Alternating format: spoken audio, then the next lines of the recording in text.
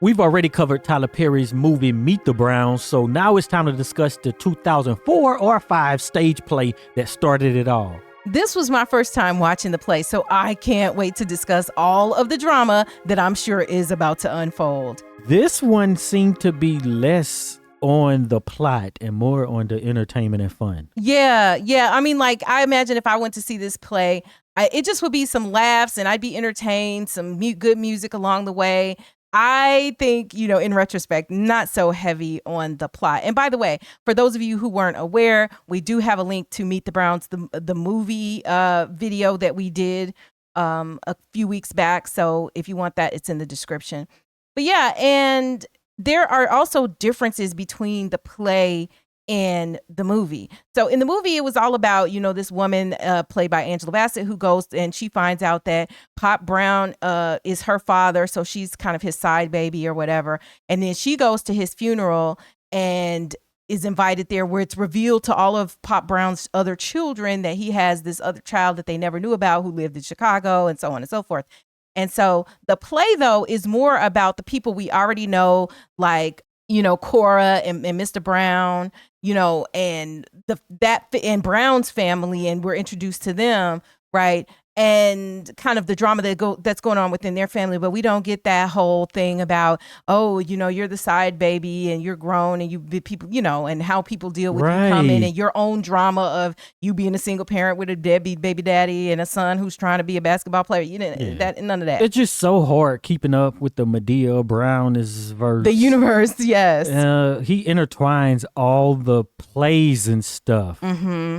When he's doing the movies, he seems to be grabbing from a bunch of different earlier works or a bunch of the plays. Right. And my question is, how in his own mind, does he have like a canon of this universe? Like, this is who's related to whom. This is what they did, or he just keep writing and it just whatever. Whatever comes up, comes out. So, by the way, Medea is not in this play, but we do have David and Tamela Mann playing Brown and Cora. Cora is Medea's daughter, and then Brown, it's revealed at the beginning of the play that Brown is her father. So nobody really was expecting for that to be coming. There are also is that what happened, or is it an earlier play where they said it, and then this is just them coming back to it? Because she was just introduced. Oh yeah, that's my daddy, y'all. Not the great reveal that I thought I saw. Well, we have to go back. We have to go check all our comments again. We have to go to the experts in the comments, because we know some of you all are experts on the universe. Tell us, was there a play or anywhere that it's revealed that Cora is Brown's daughter prior to this play, or is this the first revelation? Because the play does open with that, But even though Medea is not in the play, like I said, we have David and Tamela Mann. We have Trina Braxton, Tamika Scott from Escape. Trina Braxton, is Toni Braxton's sister, who would often sing backup for her. And there are other notable names in this particular play. So I'm like, okay.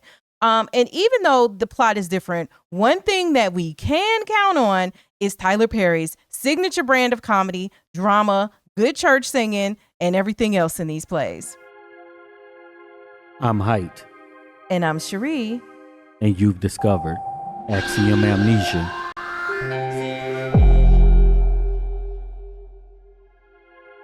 We want to thank all of the supporters who helped to make this video possible. If you want your name to appear alongside these contributors, make a one-time donation via Cash App, or you can head on over to patreon.com/axiomamnesia to enjoy all of the benefits of becoming a monthly subscriber. But did you laugh? Yes, I did laugh. The play opens with Medea talking about a night that she had forgotten about with Brown, and says, sorry, Cora, basically Mr. Brown is her daddy. So then we go to this. Wait, Medea's in there? You hear her voice at the beginning. Oh, okay. And so then we go to LB, who is Pop Brown's son, and his wife, Sarah, and they tell their daughter, Millie, played by Tamika Scott from Escape, they tell her that Pop Brown has died at the age of 107. And then they discuss not having the money to bury him. And then there's comedy because the body is still in the house. And she's like, you haven't called, where is he? And they like, no, we didn't call anybody or whatever. So then there's more comedy that happens between this arguing couple of LB and Sarah, going back and forth. A lot of kind of what I would call slapstick, lowbrow comedy. And then Millie calls, and by the way, Millie she changed her name pronunciation to Millie, but her parents still call her Millie. So she's like, well, let me call 911 so they can come and check him and get him or whatever. And so then the mother starts telling, that's Sarah, she starts telling this story that is kind of cringe about, Pop Brown is this old 107-year-old man. He's living with them. This is her father-in-law, and she starts making jokes about how he would be exposing himself to her. And in the same vein is saying that he tried to R-word her. And I'm like, what? Like, I didn't like that little piece there, how that was just in there together. I'm like, okay, like if he really was trying to do something, granted he's 107 and surely a woman that young should have been able to overpower him. But still, like the whole thing is just cringe to me. That didn't age well. Maybe I don't know. That was a joke of. So, anyway, so Sarah, this is LB's wife, and Millie. They talk about it having been 4 years since Millie's son died. So it's like dun dun dun. We already get into the drama right away. But of course, Tyler Perry is gonna give us the nugget and never not give us the details. So we were like, well, what happened to Millie's son and what's going on? But we don't get that right then. Next thing we know, Brown shows up with Cora and is introducing Cora as his daughter. And then other families starts to show up one by one. Vera shows up. Vera is played by Nikki Gilbert. And Nikki Gilbert was the lead singer of the group Brownstone back from the 90s. Why did I think Brownstone was a male group? Are you thinking of what was that? Blackstreet. Blackstreet, or I was thinking, is it Milestone? What was the name of the fake group from Soul Food? Okay, so you got a few, but those were male groups. But yeah. What song did they make? Who, Brownstone? Yeah. You can't even think. If you love me, say it. If you want me, I mean, that song. Mm-hmm. Oh, okay. So, but she shows up, and when Vera shows up, Vera is acting dramatic, and this is much just like Jennifer Lewis playing Vera in the movie. Exact same thing, except Vera in the play is styled to kind of almost look like Macy Gray. They even make a joke about her looking like Macy Gray in there. Bro, I thought it was Macy Gray for half of the the play. Yes, and so Vera though is LB's and Brown's sister. And so then we get Will, who is Vera's son, and his wife Kim show up. Will is a doctor. He's a gynecologist and whatever. So of course you're going to have jokes about him being a doctor of gynecology. So then there's way too many characters, and oh my, it's hard keeping up with these plays, y'all. I'm sorry in advance. So then there's more comedy where Cora starts pulling a gun on Vera after Vera basically calls Cora fat. And she's like, you must don't know who my mama is, blah, blah, blah, So there's more comedy there. And then even more comedy with Brown talking about all of the famous people that they are related to, calling them cousins, basically. Oh, yeah, so-and-so, Bobby Brown, this person. Oh, we don't claim him, da-da-da-da-da, right? Don't everybody do that? Maybe. Everybody got this in their family, I'm sure. Somebody who say you related to everybody. And then culminating in him dancing like James Brown. And of course, I will say that David Mann is such a talent as Brown because the physical comedy that he's able to do is crazy. Because, David Mann is a thicker man, but he still can, like, he's moving like somebody who is super, super light on his feet. It's crazy. He did a handstand. Yeah, it's crazy all he can do. So that was really funny. I thought that was sort of hilarious. So then the men, that are together, of course, what is a wife supposed to do? She's supposed to be able to cook some good food. Well, they talk about Will's wife not being able to cook. And then they go into their first song, when the men are all together by themselves, about finding the right woman and finding a good woman. And then, the Bible verse, he who findeth a good woman findeth a good thing. And of course they have to pervert the verse for the comedy that this leads into, but that's really the reference that they're talking about. So that's kind of letting you know that this particular play is as we'll see, about finding the right person to mate up with and be with, and to find a good woman, find a good man, and what is a good woman and what is a good man, and how to sustain these long relationships, etc. So in the next scene, the women are at the church planning the funeral, and then somebody named Tracy Stevens, who is played by Trina Braxton, shows up at the church, and she says that she's pregnant by a married man, and she's there to see the Rev, but the Reverend is not there. And so she's like, yes, the man I'm pregnant by, he says he's still in love with his wife and he won't have anything to do with me and whatever. So then, of course, the women are like a combination of at first being very snooty, patooty, judgmental, and all of this stuff. But then they start to like supply support for her through comedy and everything. Ultimately, they don't ostracize her for sleeping with a married man. They're just kind of like, well, and just try. And then Sarah even offers, hey, I'm Sarah. You can come by my house or whatever. We can get to know each other, and I will try to help you support you through this. Which I think is kind of interesting. The idea that you can, as long as you're at the church, you can walk into the church, meet people who you don't know from Adam, and then they offer their help to you, and then you take their help, and then you literally just, now I've made a connection. I'm going to go show up at their house and pour my life story out on them, and they're going to help me. With our deep dive on demand, we don't pick the film, you do, for $75, and we take it from there, and we do a deep analysis, and you'll receive on-screen executive producer credit. Get yours today through the link in the description below the video. But let me tell y'all this one time, I was attending a church back in the day. This is probably 25 years ago. And it was a bigger church. I would even say it's a mega church because it would be televised. And so I would go to church like practically every day of the week. And so there was a women's prayer that would happen in the morning. And I went to that one morning, and this particular day, I don't even remember. It must not have been that big of a deal because whatever was troubling my spirit, I can't even remember what it was, but I was troubled. And so I went to the woman who was the mother of the pastor who would often be there. And I go to her and I'm like, mother so-and-so, whatever. I'm like, look, I need prayer. When I tell y'all, this woman looked at me like I was crazy. When what I was asking her was like, hey, I just want you to pray with me. I just, y'all know if you go to church and you got something troubling you, what are they telling you to go to the Lord with it? Pray. So the lady was kind of like, well, okay. And she prayed with me. Bruh. But that was like it, but it was very like insensitive. It was crazy. I wound up leaving that church later when they brought a pyramid scheme into the church anyway. But point being. Yeah. I watch musicians on YouTube and stuff. And this one guy was talking about how, he worked for this church and stuff. And one time, I think his apartment or his house got broken into. Mm-hmm. And they stole all his stuff, right? Mm-hmm. And then he went back to the church and he was like, yeah, nobody really cared. But then somebody asked how he was doing, and he was like, well, I'm making it, basically. And then they basically blamed him and his spirit for why he got robbed. Oh, my gosh. Yeah. Yeah, I mean, so I say that to say that I would hope that if somebody came in and was in need of help in whatever way, that people would help them. Oh, but I could do bad all by myself, the movie. Yeah, but I've had some experience. Yeah, because that was a really good example. But like I've just seen firsthand, not even just directly with me, like I'm off to the side observing things that have happened.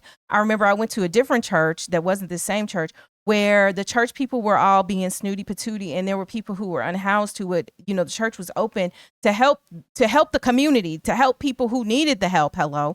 And a complaint basically was made, and the pastor came back and started talking to the members and was saying like, hey, the people are saying they don't feel comfortable around you all because you acting funny, around the people who come and want to seek help and need help. So in other words, it's like, oh, well, what you got, they're looking at them because maybe they are dressed a certain way or they don't meet whatever acceptable standards. They don't want to sit by them during service, all kind of stuff. And I'm just like, oh, that's just human foolishness. That, you know what it remind me of now all of a sudden? What? There's this episode in the heat of the night where the church basically houses this, I think he's Hispanic, this Latino man who was like a fugitive.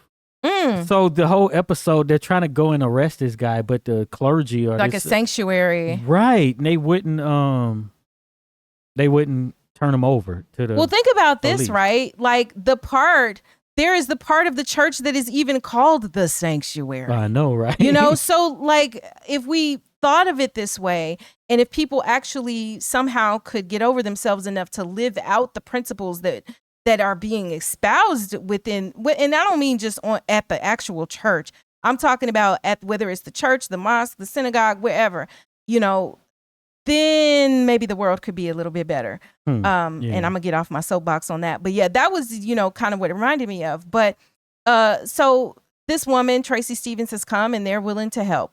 At one point, Vera, because Tyler Perry says he always is going to have the color purple reference, and Vera is the one who delivers it, where Vera is saying that, you know, this line where Sophia says, "Oh, Miss Celia, I remember when I seen you in that store." So that's the line that we see from The Color Purple in this particular play.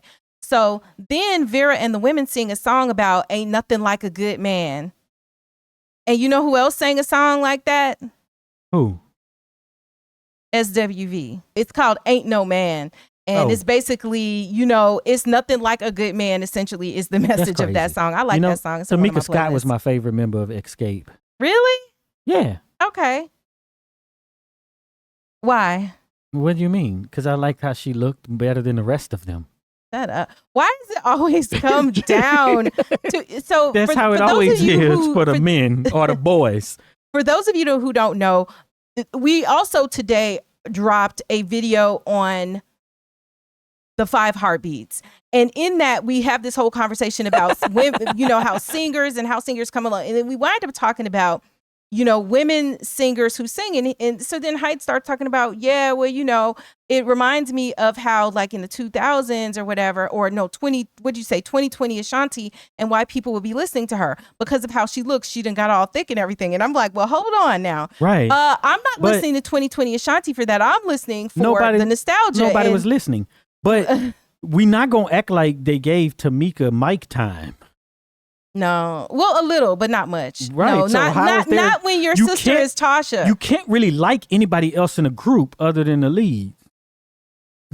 Well, yeah. I mean, so they had such a hard time as a group, Escape did, because they made some amazing music, but because maybe they didn't fit the mold of what popular Black music needed to look like at that time and whatever. Yeah. I mean, because they talked about him like somebody, I don't remember who it was. Y'all go to the comments. Y'all know.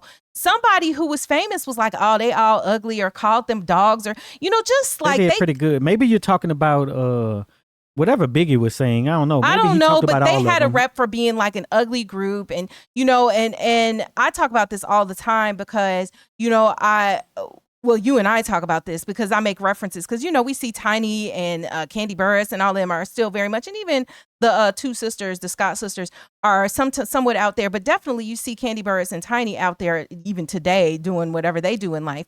And I'm like, you know, Tiny really got a whole lot of privilege, you know, that was light skin privilege at the time because, you know, I think everybody in the group was all right. Yeah. So Biggie said, I'll F RuPaul before I F them ugly Escape bees. Yeah, like they people. So think about this. Biggie was huge at the time, and like, you know, you just out there trying to sing, and somebody is attacking you for how you look. Like, it just is. Life will never be fair, but that was just some old trash mess, and I hated that. He was trying to be controversial, and then that's how we get 50 Cent. 50 Cent took that, and then that's kind of how he came up, and then started doing those mixtapes and stuff. But what I don't like is that it's just always so stuff, okay to be controversial on the backs of somebody else's emotions and feelings and self-esteem. Yeah. It's so wrong in so many freaking ways. I hate it. But in the end, in terms of longevity. Wait, what? I'm just reading the lyrics, and he said something about Raven Simone back then. I don't know, y'all. Y'all might have to go. What did he say about Raven Simone? He actually used the R word, but he said date, right? Yeah. And how old was she in the mid? Well, look, he was over there 90s. With Diddy and the baby oil, so. Bruh. All right. But anyway. That's just y'all little nugget to go on social media. You know, say you got it from Axiom Amnesia. Nah, don't make them people come chase us. But anyway. So, you know, all of these things that are not fair or whatever. So yeah, so you were talking about we went all down this road because you were saying that Tamika was your favorite because of how she looked. Yeah, because that song, SWV song.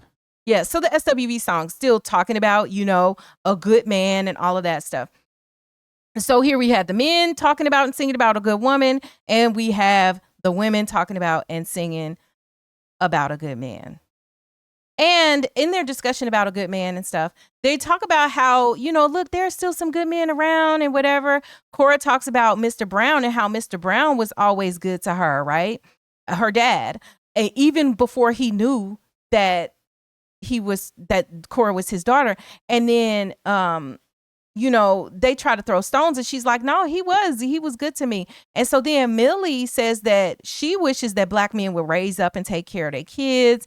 And then another one chimes into the conversation and says basically that if women acted right, you know, and blah, blah, blah. So we see kind of all positions represented in this conversation. Somebody saying it's the men's fault. They need to take care of their kids. Somebody saying it's the women's fault. If they acted right, the men would be around. Da, da, da, da. And I think that's pretty representative of what you hear many times when you get a group of multi-generational women together to talk about what the problems are. Yeah, but they do actually make it real simple for the women, I guess. Or is it, well, women wouldn't think that. Or is it the men?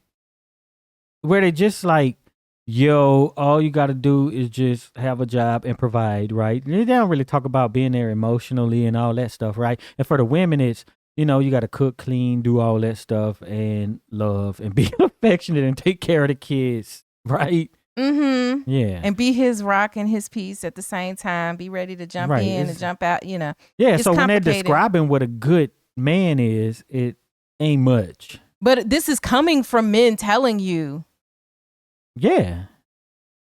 But I think there's a lot of stories are simplified that way, which is why people go back and be like, this didn't hold up. So, you know, then the Reverend finally shows up. The women leave, but Cora is still there. And then the Reverend finally shows up and Cora is in there just singing by herself at first. And then the Rev sings a little bit with her and whatever. And then the Reverend starts flirting with her and she rejects it because he asked her, hey, you know, you want to come to lunch, have lunch in my office? And she's like, I don't do lunch in no pastor's office. Nah, which kind of woman you think I am? So then she's like, go with your wife to lunch. And she snaps off on him and stuff. And then he's like, oh, well, my wife is dead. And so Cora feels kind of silly. And Cora's like, well, you know, my husband is dead too. And then the Reverend is talking about how the Holy Spirit had led him to her because he don't believe in coincidences happening. And so he's really feeling Cora. Mm-hmm. And so then he just want to pray. Listen, I hate to have to keep stopping and talking about people who are predators up in the church, but I did have a friend of mine who Miss Cora. It was like a situation like that. He wasn't the pastor, but he was like some elder or deacon or whatever. And then, you know, she wound up, he was telling her the Lord had told me that we need to lay down together.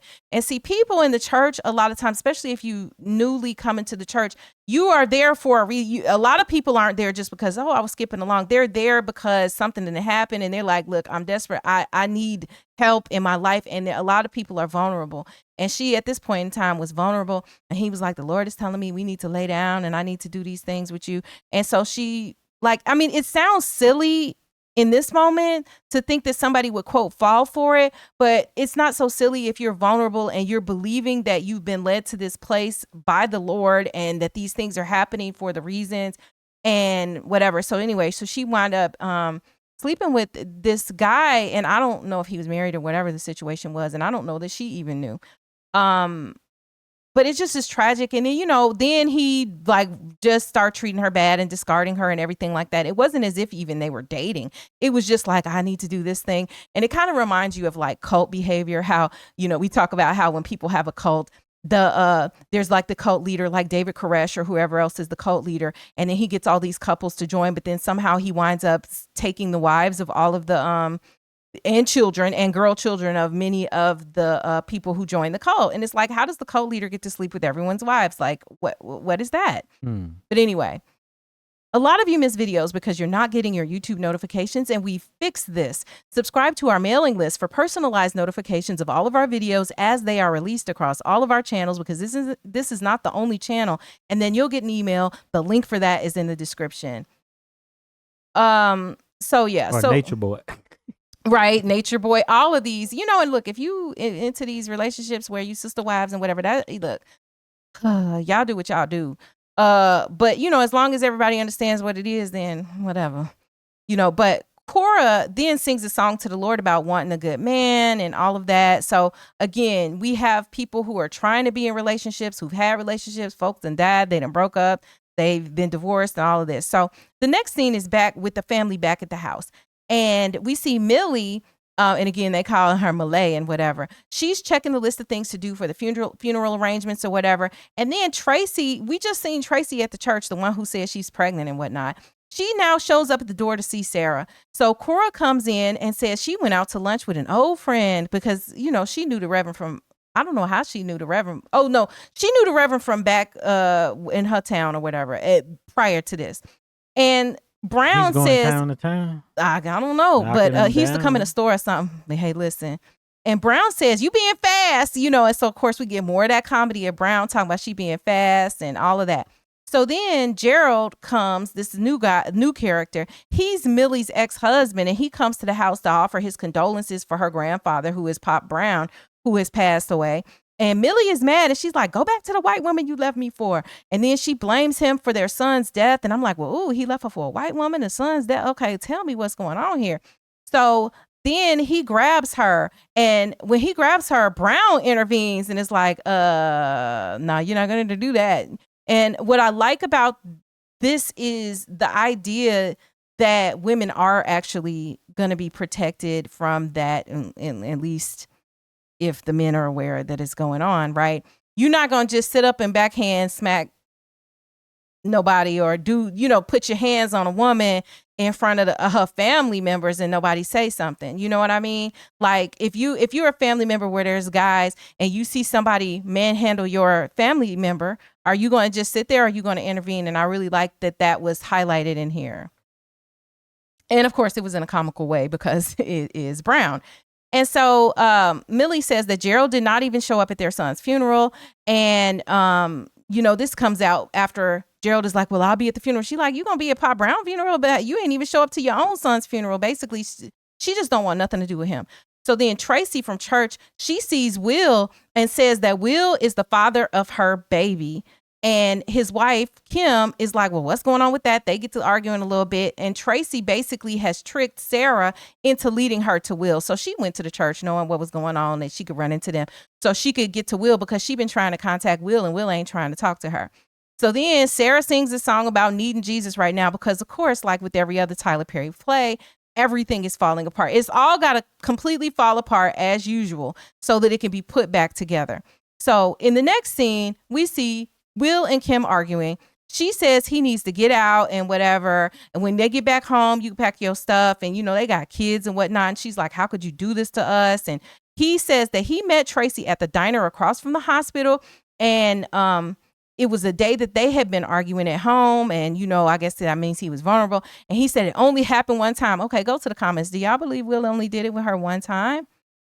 And this woman is chasing him like this? Or do you think he had the full-fledged on, not like a one-night stand? Because that's what he's saying. And that's what happened. Shut up. You say maybe he what? Hit the root. If you know, Alexis K. Tyler, if you know about that hit the root part, because that, I don't know. Whatever it is, she is going crazy over the D. And, so Kim and Will are arguing it out. He's a doctor, right? Yes. So you got that too. Well, so he's desirable, right? Yeah. Mm-hmm. But he says it only happened one time. And then Will sings this song about how I know I hurt you. I was wrong and everything. And he's talking about don't give up on me. I won't give up on you. I'm so sorry. I really love you. It's like a heartfelt song. And Will is like really singing this song. And then after the song, Kim turns to him and is like, yeah, I hear you, but it's not enough. And so then in the next scene, the family is arguing. And then Sarah and Cora break in the song singing I'll Fly Away. And then they go into another song talking about how Pop Brown used to just break in the song and stuff like that. So, of course, as always, there's even more comedy. The Reverend shows up and asks Cora to come to Hawaii with him to a convention. And they'll have separate rooms or whatever. She's like, well, can I get back to you on that and whatnot? So then Vera and her son Will, they talk about him getting old girl pregnant and stuff. And she's expressing her disappointment in her son. And she said, Kim gonna take everything you worked hard for away from you. Basically like you just a fool. And then she said, and I'm gonna be the one to take her to the best lawyer in town to do it. So I thought this was interesting because the assumption is always gonna be that a black mother is always gonna be on her black son's side against anybody, even the wife, even when she sees that he's done wrong. But Vera is like, yeah, I'm gonna help her take your money because, you deserve it for being such a fool. But, and then she says to him, she says to her own son, you just as stupid as whoever your daddy is. I don't know why this line had tickled me so bad, but it did. So then Sarah advises Kim to pray on her marriage and, encourages her to fight for her marriage. And she lectures on her on how it's up to the woman to restore the man. And back to what you were saying, Heit, the women got a long list of things she got to do to be a good woman. And so Sarah says Will, was wrong, but think about the good times you have. And then where have y'all heard this before? She says, get a piece of paper and make a list of the good and the bad. Do we need to say, why did Patty, I get married? You know what I'm saying? Perfect Patty from Why Did I Get Married? Because that's exactly what she tells them to do in Why Did I Get Married? And so she says to fight if the good outweighs the bad, fight for your marriage. So then in the next scene, the men are all together. And Brown asks Will, like, what was you thinking, man? Will says that if he could take it back, and he would and whatever. And the men encourage Will to just fix it. But like, how do you fix it if you done got this woman knocked up? Ain't no fixing getting knocked up. You just say, I'm sorry. You say you're sorry, but now you have a big thing to deal with. So like that fix. So Will asks how he could fix this. His uncle LB don't know. And Brown asks, well, basically what happened? So Will says, what has been the aftermath? So Will says, I repented to Kim. And then Brown is like, you got to repent to the Lord. And so then Brown jokingly walks Will through how to repent. And, so he's doing more funny things and stuff like that. So during this part, the actor that plays Will broke character because David Mann was just clowning so bad. He literally starts laughing and he can't stop laughing. So then Brown tells Will to go tell the girl that he got pregnant, that basically just like let her know what it is. And then Will says he doesn't think that Tracy is even pregnant at all. So then Gerald, that's Millie's ex-husband, he's there. He walks out and Millie wants to know why he's there. They get to talking and whatever. He admits that when their son had passed away, he wasn't there for her. Basically, the son got caught up in the gang life and lost his life. Gerald says that he's still in love with her and he prays for her every day. And he says that he is so sorry. And he got married to the white woman, but they had been at that point but they were divorced or whatever. And, it was like he had lost his wife. So then he married the white woman. But he and this white woman have been divorced for 2 years. And he says he still is in love with Millie. And Millie expresses her hurt over the loss of their son. Gerald starts singing a song about her letting him back in so that they can heal. And then that works and they make up. Okay, look. So it's like all you got to do is sing a good song, I guess, at least for one of them. Well, the song represents their conversation or their sentiment, right? Yeah, expressing it. So like talking about it, right, is supposed to make everything better. Right. So they communication, right? Communication is important. There is nothing, quote, to be done. Mm-hmm. Yeah. Especially for them, it's already done. He's back divorced. He's available. They can pick up where they left off if they want to, and that'll be that. So in the next scene, the family is all there. Cora and the Rev come in from a date. Vera is mad because Vera likes the Reverend. And the Reverend is coming on strong to Cora, and Cora's like, look, I'm not going to Hawaii. We should take it slow due to temptation. Because Cora does like the Reverend, but she's tempted. And she like, look, in order for our union to be right, in order for what we doing to be right, we got to follow the rules and we can't be lusting over each other and stuff. So then Will is there with both Kim and Tracy. And then Tracy confesses that she's not pregnant. She just busts out and says that she says she did it to make him hurt like she was hurt, and that she was satisfied by an apology, which is what, he went and apologized to her. Brown had him go up, apologize. So he didn't apologize to both of the women. Kim takes him back, and she says she's going on vacation, and when she comes back home, and then she expects him to basically kiss up to her, and she's going to essentially make him pay. Now, let me go to the comments. Y'all, a lot of people whose marriages survive infidelity and other stuff will say that one of the biggest problems is from the person who did the cheating, that they're waiting on the other shoe to drop, and they think that the other person is going to cheat back. So that's a problem when they're in their mind. And then the other person might be actually wanting to give them a hard time. You know what I'm saying? And I use the word manipulating, but you know what I mean. Manipulating to give them a hard time. And I just, I wonder if that's really kind of like the best. Would it be better to go your separate ways than to play a bunch of games? And if you take the person back, then maybe it means you're taking them back and you're actually going to do your best instead of deliberately making things hard on the other person. I don't know. Just something I thought about when when I heard her put her list of all he's going to have to do and pay. Not that he shouldn't have consequences, to be clear. He should absolutely have consequences. But where does she get the list from? Just whatever she wants, right? Yeah. So usually you have in a marriage or any type of relationship, you're going to have some level of compromise. If he likes this and you like that, or you got things you want that are important to you, then now all the stuff that's important to me, I get to move to the front of the line. Oh, okay. It sounds like it's kind of what she's saying. So anyway, in the next scene is the actual funeral. And this is one thing that was different than in the movie, because in the movie, the funeral happens sooner. And now the funeral is really kind of like the end of the movie or whatever. So in this funeral, Pop Brown is in a literal pine box. I don't know why this was funny to me, but it was like, and it was on the floor. It wasn't like on a table or on a thing that you roll or anything. It's just literally on the floor. So then they sing the most comedic version of, when the saints go marching in and stuff. And then Brown, he keeps interrupting the funeral, talking to the pastor, coming up to the reverend, and he's whispering things to him and whatever. So then the family complains about the funeral going long. And then Brown goes up to speak at the funeral and pretends like he didn't know he had been itching to talk at this funeral. This is kind of like what happens in the movie. And so then Brown goes over the talk. Then he reads basically a comedic poem. And it's very reminiscent of what happens or the movie is reminiscent of what happened in this scene, since the movie comes second. But it's similar to that. And then he preaches and he's talking about bow, wow, wow, yippee, yo, yippee, yay, just all kind of references and stuff. And then there's this one part which did make me laugh, where he starts like knocking people out, with the spirit, slaying them in the spirit, so to speak. And, touching them and knocking them out. That was really funny.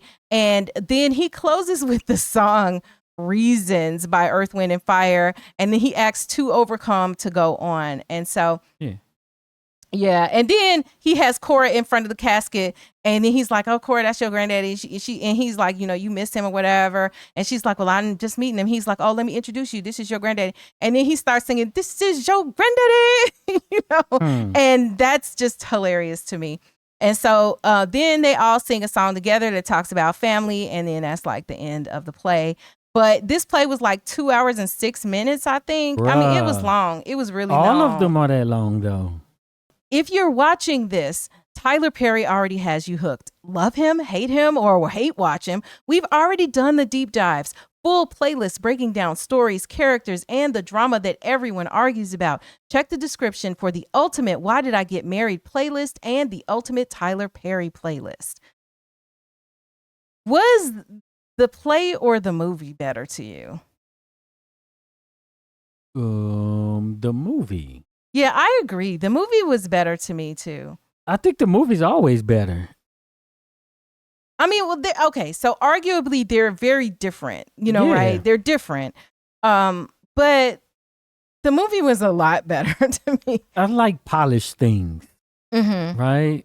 So, yeah. Yeah, okay, so if we compare this to the other plays, what did you think? Oh, my.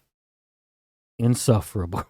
So this was not, This wasn't up there. Like, we're going to have to make a list. I'm going to have to make a list, and then we go look at the list when we do the next one. I could do Bad All By Myself, probably, right? Because we haven't done that play. Did we do that play? No, we haven't covered that play. I was thinking we covered that play already. I don't think so. need to come up with a list and then look off of there, and then I could remember. But Tyler Perry put out so much stuff. It's crazy. And he's still putting stuff out that I probably would never watch because it's just way too much. I'm going to watch all the movies, though. But in the grand scheme of things, I think maybe Family Reunion was the funniest so far, but we still didn't do Class Reunion. We got a bunch. Yeah. So I don't know. I think this one was straight. This is like a feel good. Some of the plays can be heavy. So this was just like a straight, if I just kind of want to laugh, not be brought down too far, not have, drama about, predators in the family and all this and that, just something a little bit more lighthearted, even though this was the death and other stuff going on. It just, compared to the weight of some of the other ones, if you just want to kind of laugh, like, I mean, I guess not a bad way to spend a couple hours watching and whatnot. But I do find, even though they're harder to watch, the other plays that talk about the subject matter that's a little bit deeper, I don't want to use the word enjoy them more. Right. What's the one with the psychologist? She was a psychiatrist, I think, and she had her practice, and the one girl had The Marriage Counselor HIV. is the name of the play. Probably that one was probably the best. That was probably, to me, one of the best ones, I would say. When I look at it, this was different, though. It wasn't super heavy. And because of it, I kind of feel like I wonder what the effort was in putting this one together, because Medea's not in it. So that makes it a little easier on Tyler Perry. I don't think he had. I wonder, was he there for every single play? He was there for this particular one, but of course it was being recorded and he comes out at the end and he's introduced. But I think he might be a micromanager. Oh, so he's there every day. I think he might be. He's probably there for every performance. Yeah. So I wondered that. I wondered if he was there for every performance. And then I think he's the director. Is it easier too, so to he not have to be there? So it's probably a lot easier not to also be a character. Yeah. Probably. So yeah, that's what I think. But I want y'all to go to the comments and tell us like your top 2 or 3 plays, the Tyler Perry plays. And then tell us your top 2 or 3 Tyler Perry movies. Tell us that in the comments. TV shows too. And TV shows, although I'm less versed on that. But, let us know what TV shows you like the best too. Because this will feed into some other stuff that, in conversations that we can have and, discussions and stuff that if we know a lot of you guys are into a particular play or something, then, we can just move that on up the list. I also wanted to mention to you guys that we do have Axiom Amnesia merch that is a great way to support the channel. We have Axiom Amnesia logo, hoodies, sweatshirts, t-shirts. We also do have like the, I guess I'd call it the why did I get married sort of themed, not Sheila, I ain't driving up the mountain for a man, mugs, t-shirts. So take a look at our merch. It's on axiom.app. I didn't look at this and say this was a terrible play. It's just, right. And watching them in succession like this, maintain them, because you got to think back in the days, we didn't get this stuff. It wasn't on demand like this too. Yeah, it wasn't on demand. Every once in a while you get to play and then you're surprised by it. And even with our movies and everything, we just have so much stuff now, so much black stuff too. And when you stack on the stuff that came after works, then that taints how you think of the earlier work. Agreed. If you haven't seen them. Agreed. Yeah. Yeah. Because you don't have the nostalgia if you don't just remember coming in contact with these earlier works.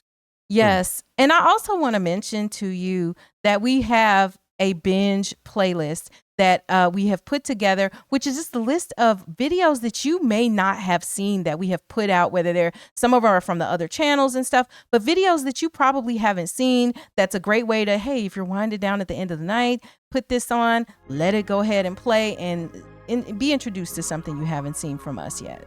If you made it this far, type, I'm sorry in the comments so we'll know you're one of the real ones who stick around to the end. And be sure to check out one of the videos that's on the screen right now. And also be sure to visit axiom.app where you'll find all of our recent videos in one place with links to them back on YouTube so you can watch them here.